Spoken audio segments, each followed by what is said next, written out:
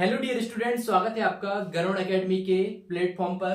तो फाइनली आज हम एक और नया चैप्टर स्टार्ट करने वाले हैं। जैसे कि हमारा कक्षा 10वीं विज्ञान का पहला चैप्टर हमने खत्म कर लिया है और जो आपने नोट्स बनाए हैं चैप्टर 1 के, उसके लास्ट में आपको 3 पेज खाली छोड़ देना है। अब वो 3 पेज इसलिए छोड़ना है क्योंकि बाद में हम उसमें थोड़े से क्वेश्चन और ऐड करवाएंगे और ऑब्जेक्टिव लिखवाएंगे ना, तो वो उसमें आप लिख लेना है। क्योंकि उसकी जो पीडीएफ है ना चैप्टर 1 की पूरी नोट्स की जो कंप्लीट पीडीएफ है आपको कहां पर मिलेगी? गरुड़ एकेडमी के ऐप पर जल्दी उपलब्ध हो जाएगी। वहां पर आपको सभी क्वेश्चन और साथ में जो ऑब्जेक्टिव हैं वो भी आपको उस पीडीएफ नोट्स में मिल जाएंगे चैप्टर 1 के। और इसके बाद में आज हम शुरू करने वाले हैं कक्षा 10वीं विज्ञान का पार्ट 2, अम्ल, क्षारक एवं लवण।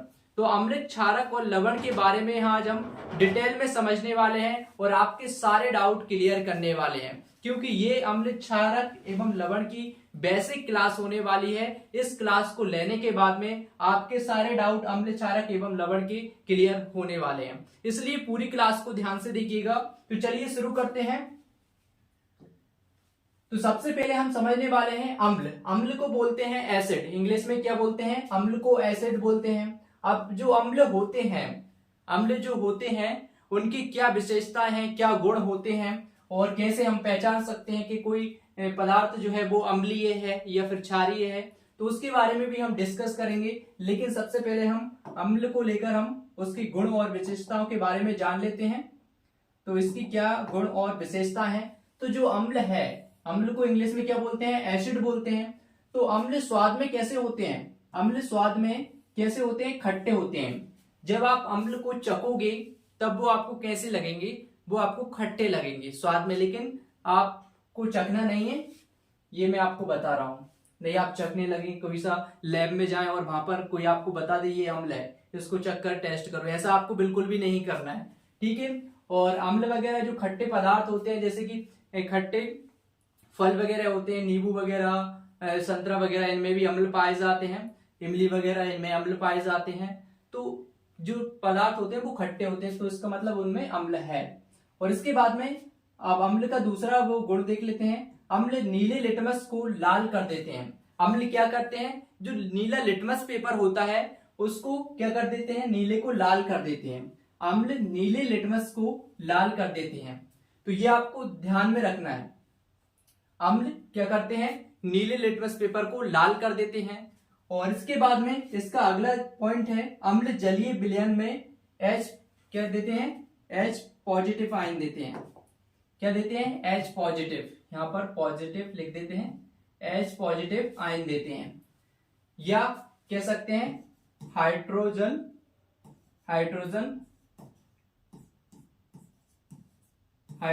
आयन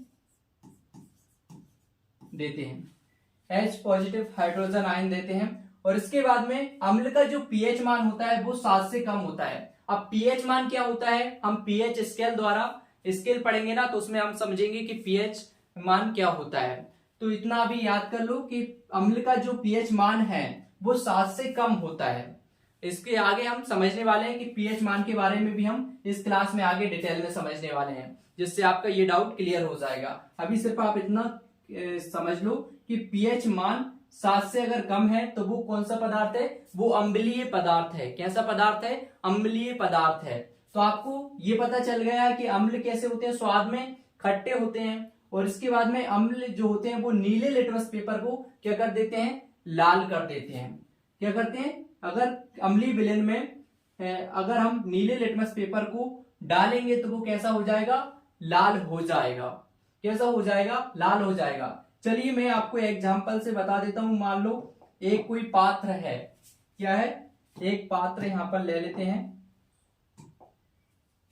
यहां पर मैं आपको चित्र द्वारा समझा देता हूं।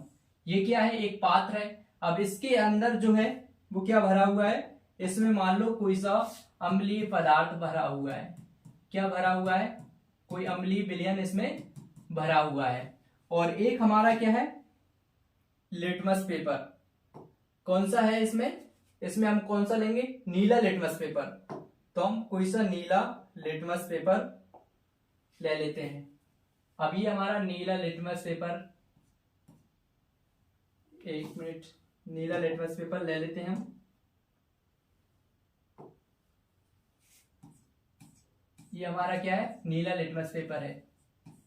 अगर हम इसको इस विलयन में डुबोएंगे, अगर हम इस नीले लिटमस पेपर को इस विलयन में डुबोएंगे तो ये अपना कलर चेंज करके कैसा हो जाएगा, लाल हो जाएगा। कैसा हो जाएगा, ये हो जाएगा लाल। जैसे ये विलयन में डूबेगा तो कैसा हो जाएगा, ये लाल हो जाएगा।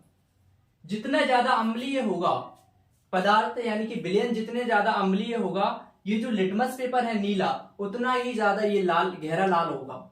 जितना ज्यादा ये अम्लीय पदार्थ होगा उतना ही गहरा ये लाल होगा। ये बात आपको ध्यान रखना है। तो इतना क्लियर है। ये जो लिटमस पेपर कैसा हो जाएगा, नीले से लाल हो जाएगा अम्लीय विलयन में डुबोने पर। ठीक है, इतना क्लियर है। आपको समझ में आ गया कि जो अम्ल होता है उसके विलयन में अगर नीले लिटमस पेपर को डुबोएंगे तो वो कैसा हो जाएगा, लाल हो जाएगा। और इसके बाद में अम्ल जो होते हैं वो जलीय विलयन में कौन सा आयन देते हैं, वो देते हैं H पॉजिटिव यानी कि हाइड्रोजन आयन देते हैं।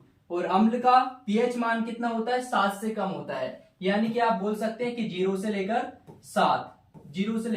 7 के बीच में क्या होता है, 0 से लेकर 7 के बीच में क्या होता है, अम्ल का पीएच मान होता है। और इसके बाद में हम आगे समझ लेते हैं, इसके उदाहरण देख लेते हैं। इसके उदाहरण है HCl। HCl कौन सा HCl जो है वो कौन सा अम्ल है, HCl होता है हाइड्रोक्लोरिक अम्ल।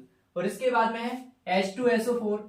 क्या है, H2SO4 यानी कि सल्फ्यूरिक अम्ल यहां पर दिया हुआ है। और इसके बाद में CH3COOH, ये भी एक अम्ल है जिसे बोलते हैं। तो इतना क्लियर है, इतना आपको समझ में आ गया। अगर आपको अम्ल के उदाहरण लिखने को बोले तो आपको ये लिख देना है HCl, H2SO4, CH3COOH। ये 3 उदाहरण आप लिख सकते हैं।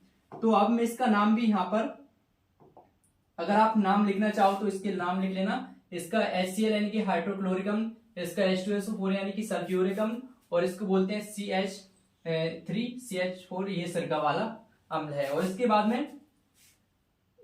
में हम कुछ स्रोत के बारे में जान लेते हैं और उनमें कौन कौन से अम्ल पाए जाते हैं वो भी हम समझ लेते हैं। जैसे कि मान लो प्राकृतिक जो स्रोत हैं, यानी कि जो प्राकृतिक हमें स्रोत प्राप्त हुए हैं, प्राकृतिक जो हमें पदार्थ या तत्व, यानी कि हम कुछ प्राकृतिक स्रोत के बारे में जान लेते हैं। यानी कि जो प्राकृतिक स्रोत हैं उनके अंदर कौन कौन से पदार्थ में कौन कौन सा अम्ल पाया जाता है। तो यहाँ पर आप ध्यान से देखिएगा, ये जो पूरी चार्ट है इसमें लिखा हुआ है, इसमें ये लिखा हुआ है प्राकृतिक स्रोत। पहले तो यहाँ पर स्रोत के बारे में लिखा है। यहाँ पर पहला कौन सा है, सिरका। तो ये जो सिरका है इसमें कौन सा अम्ल होता है, ये जो सिरका आप देख रहे हैं यहाँ पर प्राकृतिक स्रोत कौन सा है, सिरका। तो इस सिरके में कौन सा अम्ल होता है, एसिटिक अम्ल होता है। कौन सा अम्ल होता है, एसिटिक अम्ल होता है। इसके बाद में संतरा आपने सभी ने खाया होगा। तो संतरे में कौन सा अम्ल पाया जाता है, संतरे में पाया जाता है सिट्रिक अम्ल। कौन सा अम्ल पाया जाता है, सिट्रिक अम्ल पाया जाता है संतरे में।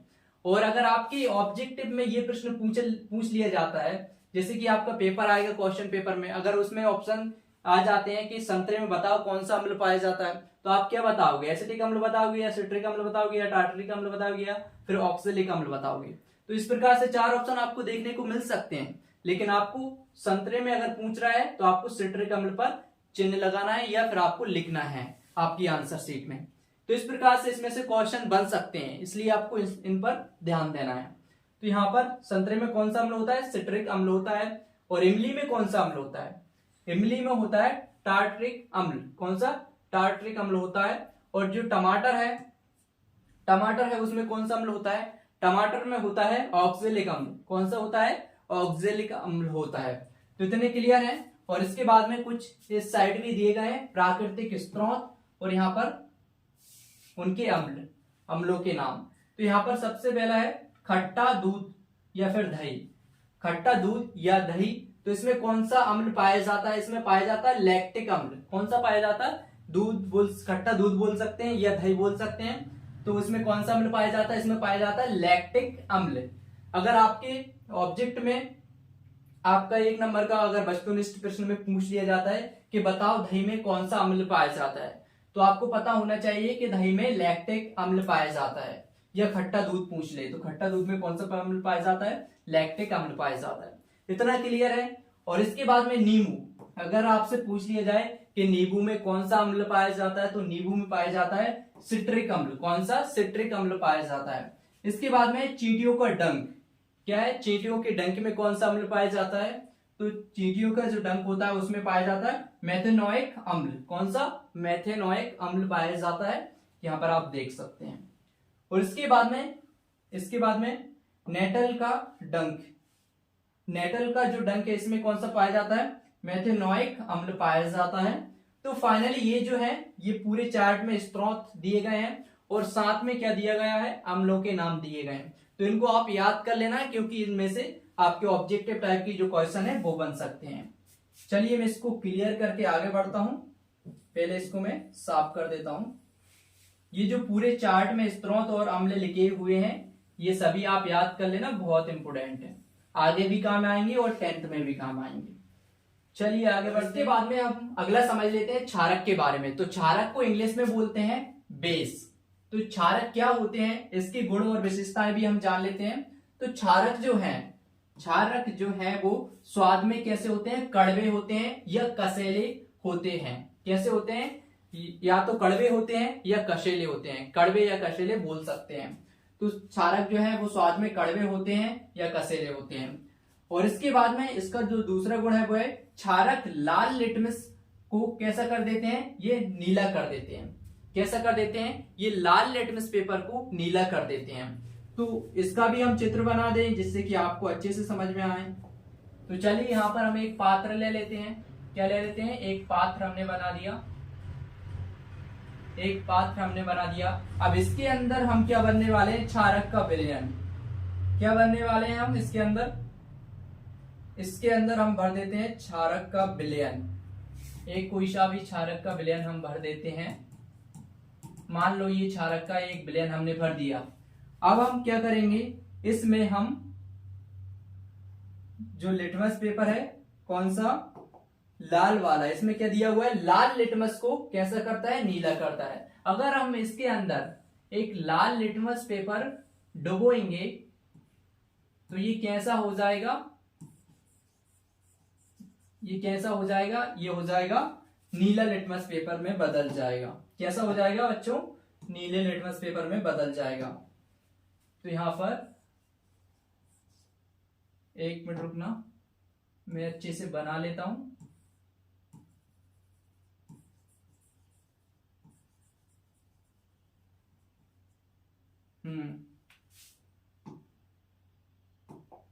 जल्दी में थोड़ा सा ऐसा ही बना दिया, आप समझ जाना।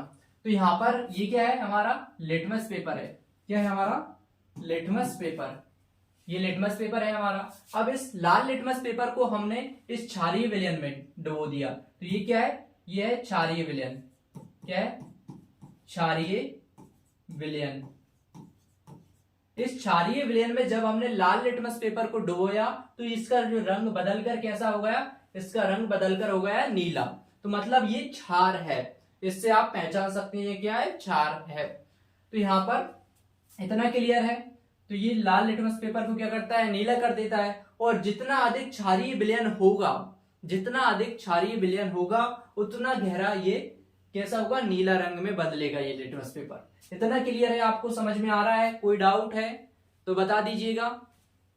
तो चलिए अब हम आगे देख लेते हैं। ये जो क्षारक होते हैं, क्या ये जो क्षारक होते हैं उसका पीएच मान जो क्या होता है, पीएच मान जो होता है वो 7 से अधिक होता है। यानी कि इनका पीएच मान कितना होता है, 7 से अधिक होता है। तो पीएच स्केल जो होती है उसके बारे में हम आगे पढ़ेंगे, तो आपकी जो सारे डाउट हैं पीएच मान से संबंधित वो क्लियर हो जाएंगे। इसलिए आप 2 मिनट और वेट करें, इसके बाद में हम पढ़ेंगे क्षारक, अम्ल, क्षार और लवण के बाद में हम पीएच स्केल के बारे में पढ़ेंगे, तो उसमें ये डाउट क्लियर हो जाएंगे। तो क्षारक का पीएच मान होता है 7 से अधिक होता है। और क्षारक जलीय विलयन में OH आयन देते हैं। कौन से देते हैं, OH नेगेटिव आयन देते हैं। कौन से आयन देते हैं, OH नेगेटिव आयन देते हैं। तो इतना क्लियर है। आपको यहां पर ऋण का चिन्ह लगा लेना है क्योंकि ये नेगेटिव आयन देते हैं, OH नेगेटिव आयन देते हैं। कौन से आयन देते हैं? हाइड्रोक्साइड आयन देते हैं। तो इसको OH नेगेटिव बोल दो, इसका नाम है hydroxide ion, hydroxide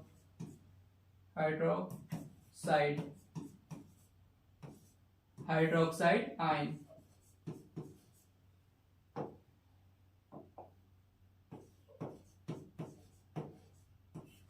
hydroxide ion देते हैं, या आप बोल सकते हैं क्षारक जलीय विलयन में OH आयन देते हैं, या बोल सकते हैं आपके क्षारक जलीय विलयन में हाइड्रोक्साइड आयन देते हैं। कुछ भी बोल देना, बात एक ही है। और आप सोच रहे हैं कि जलीय विलयन में कैसे OH नेगेटिव आयन देंगे? तो ये जब हम जलीय विलयन में मतलब जब हम किसी क्षार को जल के साथ अभिक्रिया कराएंगे तो वो क्या करेंगे? हाइड्रोक्साइड आयन या फिर OH नेगेटिव आयन देंगे। तो इतना क्लियर है। चलिए अब हम जो क्षारक है इसके उदाहरण देख लेते हैं। तो क्षारक के जो उदाहरण है वो है KOH। क्या है? KOH यानी कि पोटेशियम हाइड्रोक्साइड, और NaOH यानी कि सोडियम हाइड्रोक्साइड, NH4OH यानी कि अमोनियम हाइड्रोक्साइड। ये तीन उदाहरण आप लिख लेना। अगर आप इनके नाम लिखना चाहो तो इसके नाम भी लिख लेना। इसको पोटेशियम हाइड्रोक्साइड बोलते हैं, इसको NaOH को क्या बोलते हैं? सोडियम हाइड्रोक्साइड बोलते हैं, NH4OH को बोलते हैं अमोनियम हाइड्रोक्साइड। ठीक है, इनके अगर आप नाम लिखना चाहो तो लिख लेना। तो इसमें एक और क्वेश्चन यहाँ पर, इसमें एक और पॉइंट दिया था। इसमें बोला था कि क्षारक जो होते हैं वो क्या करते हैं? जलीय विलयन में क्या देते हैं? OH नेगेटिव आयन देते हैं। वो OH नेगेटिव आयन कैसे देते हैं, यानी कि हाइड्रोक्साइड आयन कैसे देखते हैं? तो चलिए हम इसके बारे में समझ लेते हैं। जैसे कि मान लो हमारे पास KOH है। क्या है हमारे पास? KOH यानी कि पोटेशियम हाइड्रोक्साइड है। जब इसकी क्रिया कराई जाएगी, जब इसकी क्रिया होगी, तब ये क्या करेगा? ये जो है पॉजिटिव यानी कि K पॉजिटिव, और इसके बाद में OH नेगेटिव में ये टूट जाएगा। ये क्या करेगा? दो भागों में ये टूट जाता है, दो भागों में टूट जाएगा, यानी कि K अलग हो जाएगा, इसका पोटेशियम अलग हो जाएगा, OH नेगेटिव अलग हो जाएगा। तो यानी कि ये दो भागों में टूट गया। तो इसका मतलब है यहाँ पर ये जो अलग हुआ है वो क्या है? अलग हुआ है वो OH नेगेटिव। तो यहाँ पर इसने आयन दे दिया OH नेगेटिव यानी कि हाइड्रोक्साइड आयन दे दिया KOH ने।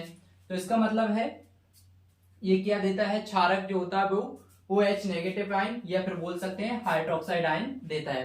तो इतना क्लियर है। और इसी प्रकार से ये सभी के साथ ऐसा होगा, जितने भी क्षारक हैं सभी के साथ क्या होगा? OH सभी OH नेगेटिव आयन देंगे। और यहाँ पर आपके जो NaOH के साथ भी कुछ इसी प्रकार से होगा, जैसे कि NaOH है। अब इसकी अभिक्रिया होगी, तो ये क्या करेगा? Na अलग हो जाएगा, सोडियम अलग हो जाएगा, और इसके बाद में OH इसके लास्ट में लिखा है, OH आयन जो है वो अलग हो जाएगा। तो फाइनली इसमें क्या दिया है? OH नेगेटिव आयन दिया है। तो इतना क्लियर है। तो फाइनली जो क्षारक होते हैं वो OH नेगेटिव आयन देते हैं, यानी कि हाइड्रोक्साइड आयन देते हैं। इतना आपको समझ में आ गया? इसमें कोई डाउट है तो आप बताना। और इसके बाद में हमने एक चीज और नहीं बताई थी आपको, अम्ल में, क्योंकि ये जो है वो अम्ल में भी लिखा गया था। अम्ल में क्या लिखा था कि अम्ल जो होते हैं वो जलीय विलयन में क्या देते हैं? H पॉजिटिव आयन देते हैं। क्या देते हैं? H पॉजिटिव आयन देते हैं। तो इसका भी हम उदाहरण देख लेते हैं। इसका उदाहरण क्या है? HCl है। तो जब HCl की अभिक्रिया होगी, क्या होगा? जब HCl की अभिक्रिया होगी तब HCl अभिक्रिया करेगा तो क्या करेगा? H पॉजिटिव में अलग टूट जाएगा, और इसके बाद में Cl इसका अलग हो जाएगा। Cl होता है नेगेटिव और H पॉजिटिव।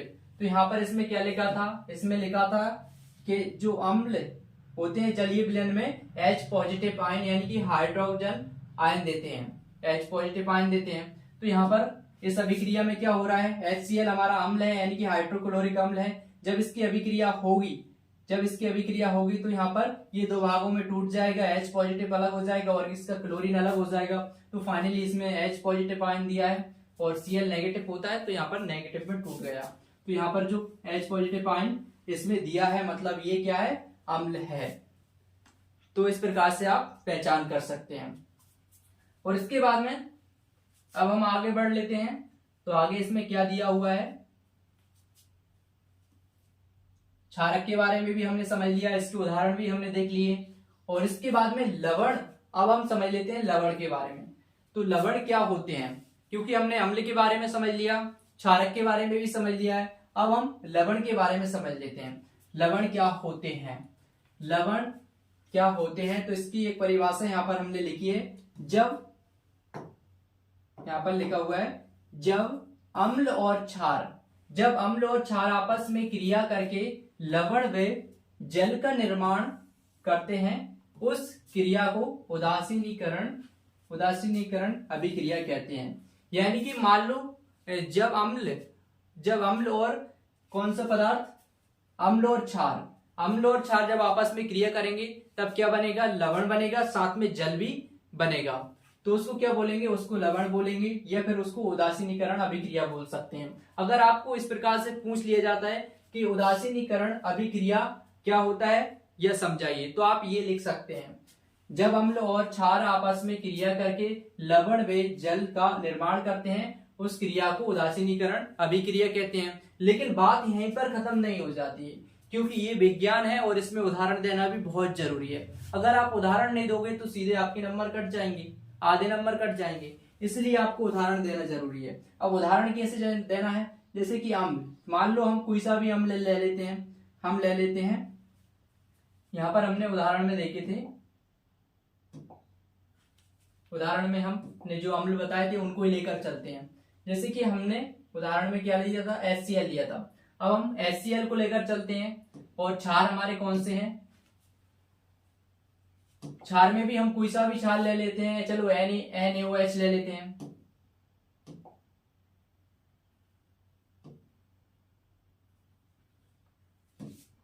क्या ले लेते हैं, NaOH ले लेते हैं। तो इसमें पूछा है जब अम्ल और क्षार आपस में क्रिया करके क्या बनाते हैं, लवण और जल बनाते हैं। तो सबसे पहले तो हम अम्ल लेंगे, तो अम्ल क्या होता है, HCl एक अम्ल हमने यहाँ पर ले लिया। जब अम्ल की क्रिया किससे कराएंगे, क्षार से कराएंगे, तो क्षार ले लेते हैं, कोई सा भी ले सकते हो आप, जरूरी नहीं कि हमने जो लिया है वो ही लें। तो अगर आपको समझ में नहीं आ रहा तो यही ले लेना। अब इसकी अभिक्रिया कैसे करना है, इसकी अभिक्रिया कैसे होगी, तो ये जो HCl है ये क्या है हमारा, ये है अम्ल। यहां पर मैं थोड़ा सा साफ लिख देता हूं,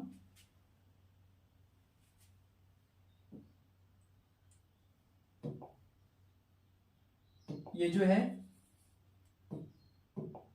HCl जो है कौन सा अम्ल है, ये हाइड्रोक्लोरिक अम्ल है हमारा। कौन सा अम्ल है, अम्ल, ये हाइड्रोक्लोरिक अम्ल है। और इसके बाद में NaOH जो है वो क्या है हमारा, क्षारक, क्या हमारा क्षारक है। तो ये जो अम्ल और जब क्षार आपस में क्रिया करेंगे तब क्या करेंगे, लवण का निर्माण करेंगे, साथ में जल का निर्माण करेंगे। तो फाइनली ये जो Na है यानी कि सोडियम है, वो Cl के साथ क्या बना लेगा, NaCl बना लेगा। यानी कि क्रिया करने के बाद में क्या बना लेगा, NaCl बना लेगा, NaCl बना लेगा। और इसके बाद में अब क्या बचा हमारे पास, H बचा, और इसके बाद में एक H यहां पर बचा, एक हाइड्रोजन यहां पर बचा, एक हाइड्रोजन यहां पर बचा, और बीच में बचा ऑक्सीजन। तो यहां पर 2 H बचे, तो हम इसको कैसे लिख सकते हैं, H2। 2 H है तो H2 लिख सकते हैं, H2 लिख सकते हैं, कोई दिक्कत वाली बात नहीं है। अब हमारे पास क्या बचा, एक ऑक्सीजन बचा, तो इस ऑक्सीजन को इसके पीछे लिख दो, तो क्या बन गया, H2। किसका फॉर्मूला होता है, जल का। तो फाइनली इतना समझ में आया, यानी कि एक अम्ल और एक क्षारक जब दोनों आपस में क्रिया करेंगे तो क्या बनाएंगे, लवण बनाएंगे। तो ये क्या है, ये है लवण, और साथ में ये क्या बन रहा है, ये बन रहा है जल। तो लवण भी बन रहा है और जल भी बन रहा है, यानी कि जब अम्ल और क्षार क्रिया करते हैं तब लवण और जल का निर्माण करते हैं। इसी को क्या बोलते हैं, इसी को उदासीनीकरण अभिक्रिया बोलते हैं, और इसी को लवण बोलते हैं। आप समझ चुके होंगे। जहां पर अम्ल और क्षार की अभिक्रियाएं होती हैं, जहां पर अम्ल और क्षार आपस में अभिक्रियाएं करते हैं और लवण का निर्माण करते हैं और जल का निर्माण करते हैं, उसी को उदासीनीकरण अभिक्रिया बोलते हैं या लवण बोलते हैं। तो ठीक है, इतना क्लियर है, आपको समझ में आ गया कि लवण क्या होते हैं और उदासीनीकरण जो अभिक्रिया है वो क्या होती है। और इसके बाद में अब हम आगे बढ़ते हैं। अब हम समझ लेते हैं पीएच स्केल के बारे में, क्योंकि हमने देखा था जो अम्ल के जो गुण हमने पढ़ रहे थे, अम्ल के बारे में पढ़ रहे थे और क्षार के बारे में पढ़ रहे थे, तो उसमें एक लाइन हमने पढ़ाई थी। वो कौन सी लाइन पढ़ाई थी? यहाँ पर आप देखोगे तो इसमें एक लाइन हमने पढ़ाई थी, जैसे कि अम्ल में हमने पढ़ाया था कि अम्ल का पीएच मान जो होता है वो 7 से कम होता है। और इसके बाद में हमने क्षार में भी पढ़ा था, क्षारक में भी पढ़ा था हमने। तो क्षारक में क्या पढ़ा था? क्षारक का पीएच मान 7 से अधिक होता है। तो ये क्या होता है, चलिए मैं आपको पीएच स्केल द्वारा समझा देता हूं, क्योंकि पीएच स्केल से आप पीएच स्केल में ये जो मान होते हैं वो 0 से लेकर कितने तक होते हैं? 14 तक होते हैं। पीएच स्केल जो होती है वो क्या करती है? अम्लीयता और क्षारीयता को पहचान कराती है। यानी कि जैसे कि मान लो कोई विलयन अम्लीय है या क्षारीय है, कितना अम्लीय है कितना क्षारीय है, इसकी पहचान जो है, इसकी जो पहचान हम किससे कर सकते हैं? पीएच स्केल यानी कि पीएच पैमाना द्वारा कर सकते हैं, जिससे आपको पता लगता है कि कितना अम्लीय है कोई पदार्थ या फिर कितना क्षारीय है या फिर उदासीन है। इसका पता किससे लगता है? पीएच स्केल से। तो चलिए हम इसको समझ लेते हैं। इसकी जो एक सिंपल सा उदाहरण यहाँ पर लिखा हुआ है, सिंपल सी परिभाषा यहाँ पर लिखी हुई है, यहाँ पर आप देख सकते हैं। किसी विलयन में उपस्थित हाइड्रोजन आयन की सांद्रता ज्ञात करने के लिए स्केल विकसित किया गया। एक स्केल विकसित की, यानी कि किसी पदार्थ में जो हाइड्रोजन आयन होते हैं उसको, जो हाइड्रोजन आयन की सांद्रता को ज्ञात करने के लिए एक स्केल का विकसित की गई, उसको क्या बोलते हैं? पीएच स्केल बोलते हैं। ये जो पीएच स्केल है, तो पी का मतलब क्या होता है? ये जो पी है इसका मतलब होता है पोटेंस, और इसका हिंदी में मतलब है शक्ति, इसका अर्थ है शक्ति, ठीक है। और इसके बाद में जो H है इसका होता है हाइड्रोजन आयन। तो इसका क्या मतलब होते हैं? P और H का, ये आप लिख लेना है अपने जो भी नोट्स में है। और इसके बाद में ये जो पीएच स्केल आप नीचे देख रहे हैं, यहाँ पर आपको एक स्केल देखने को मिल रही है। तो ये स्केल आपको दर्शाती है कि 7 से 7 जो नंबर है पीएच स्केल में, ये कैसा होता है? उदासीन होता है। कैसा होता है? उदासीन होता है। अगर किसी विलयन की पीएच मान 7 है तो वो कैसा होगा? उदासीन है, उदासीन होता है, सामान्य है। इसके बाद में अगर कोई विलयन का मान 7 के बाद में 7 से 14 के बीच में है, यानी कि 7 के बाद में 14 तक अगर है, तो वो कैसा होगा? क्षारीय होगा। कैसा होगा? क्षारीय होता है। और इसके बाद में अगर कोई विलयन 7 से कम है और जिसका मान 0 से लेकर 7 तक है, तो वो कैसा होगा? वो होगा अम्लीय, अम्लीय होता है। चलिए थोड़ा सा मैं इसको और अच्छे से समझा देता हूं। जैसे कि इस पीएच मान में यहां पर लिखा हुआ है, यहां पर आपको संख्या देखने को मिल रही होगी 0, 1, 2, 3, 4, 5, 6, 7, इस प्रकार से आपको 14 तक यहाँ पर आपको गिनती देखने को मिल रही है। तो ये जो पीएच स्केल होती है उसमें 14 तक मान होते हैं, 14 तक उसकी संख्या होती है। तो ये जो 14 तक संख्या होती है, जितने ज्यादा आप इधर आओगे, यानी कि 7 के बाद में जितने ज्यादा आप नीचे आओगे, उतने ज्यादा पदार्थ कैसा होगा? अम्लीय होगा। कैसा होगा? अम्लीय पदार्थ होगा, जितने ज्यादा आप इधर आओगे पीएच स्केल में। 7 के नीचे अगर आप जितना अधिक आओगे तो वो कैसा होगा? अम्लीय पदार्थ होगा। अगर 7 के उधर जितना आप ज्यादा जाओगे वो कैसा पदार्थ होगा? क्षारीय होगा। कैसा होगा? क्षारीय पदार्थ होगा। इतना आपको समझ में आया? मान लो अगर कोई पदार्थ है जिसका पीएच मान कितना है? 3 है। मान लो अगर कोई पदार्थ है जिसका पीएच मान 3 है, तो ये अम्लीय कहलाएगा। अगर मान लो कि कोई पदार्थ है जिसका पीएच मान कितना है? 10 है, तो वो क्या कहलाएगा? वो क्षारीय कहलाएगा। यानी कि 7 के बाद में अगर पीएच मान आ रहा है, 7 के बाद में कितना भी आए 14 तक, 7 के बाद में 14 तक कितना भी पीएच मान आए, तो वो हमेशा क्षारीय बोल कहलाता है। कौन सा? क्षारीय विलयन है। यानी कि अगर किसी विलयन का पीएच मान कितना आ रहा है? 8 आ रहा है, 9 आ रहा है, 10, 11, 12, 13, 14 या फिर 7 पॉइंट कुछ आ रहा है, तो वो कौन सा आ जाएगा? क्षारीय आ जाएगा। और इसके बाद में अगर 6, 5, 4, 3, 2 या फिर पॉइंट में कोई सा भी आ रहा है, यानी कि 7 से कम अगर कोई सा भी पीएच मान आ रहा है, तो वो क्या कहलाएगा? अम्लीय कहलाता है। ये बात आपको ध्यान रखना है। तो पीएच मान, पीएच जो स्केल होती है उससे हम पता लगा सकते हैं कि कोई विलयन जो है उसकी अम्लीयता कितनी है या फिर वो क्षारीय कितना है, तो इसका जो हम पता लगा सकते हैं। तो इतना क्लियर है, आपको समझ में आ गया होगा पीएच स्केल क्या होती है। और इसकी जो परिभाषा है ये आप लिख लेना है, और इसके बारे में जो स्केल है ये भी आप बना सकते हैं, कोई दिक्कत वाली बात नहीं, और ये आपकी बुक में भी मिल जाएगी।